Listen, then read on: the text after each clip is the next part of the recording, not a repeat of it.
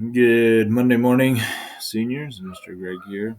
Going to start our new section, the Rule of 72.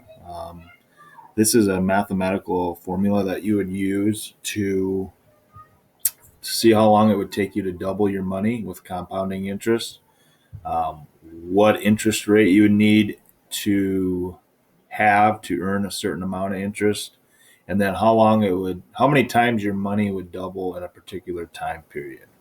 We'll go through those three different things here. This is very simple. Even I can figure it out. I'm kind of mathematically illiterate and algebra and stuff. Just not good at it. But this is pretty simple. Remember, when you do this, this isn't exact. It's exact. It's a approximation. And it also considers that the interest rate would never change, or the time or any of the variables would change with your formula. So we're going to get started here. Wish we could have done more with the investing unit, but I'm going to try to hammer through as much as I can get you guys. This will probably be the last week of graded assignments, the way it sounds. Maybe next week. I'll let you know that Monday, but I think this is probably it. But next week we'll go through. I'll make some videos over buying a car and auto insurance and credit that I would hope you guys would watch, learn a little bit, and go from there. So here we go. Rule of 72, created by the old man, our boy, Albert Einstein. Okay. Here's a picture of him sticking his tongue out. So he discovered this. Basically, this helps you estimate and compounding interest. Compounding interest is where interest is, you leave it in there and the interest keeps doubling and doubling and compounding off of each other. Rule 72, another slide there. Here we go. It can help you determine how long it'll take to double your money when interest is compounded. So that's one thing. It also can help you find the interest rate an investment must earn to double in a specific time period. And then the third thing, how many times money will double in a specific period. Things to know, what you need to know about the Rule of 72. It's only an approximation. It assumes the interest rate stays the same for the life of the investment, no matter how long it is. It does not allow for additional contributions beyond the original principal.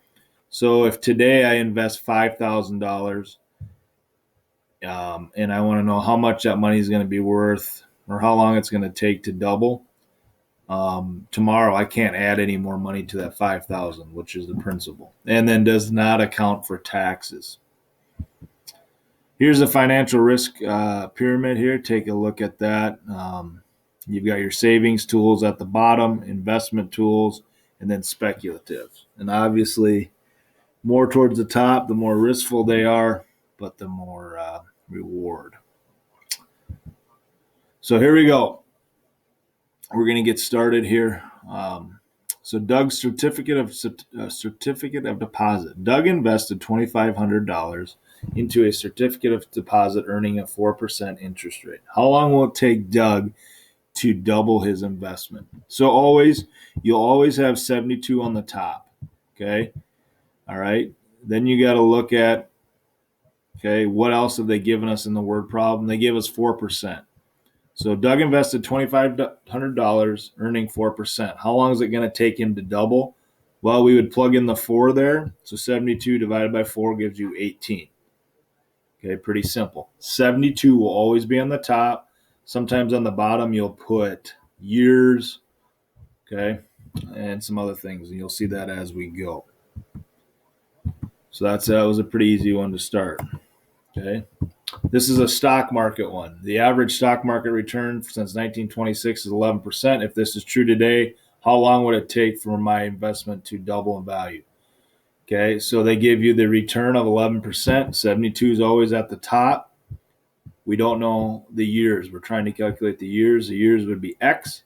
So you put the interest rate here, 72 divided by 11 equals 6.5. Okay, so if your answers come out in decimals, list the decimal in one decimal place. Okay, so this one, person gets 11%. Return on stock market, 72 by 11 gives 6.5. So every 6.5 years, their money's going to double.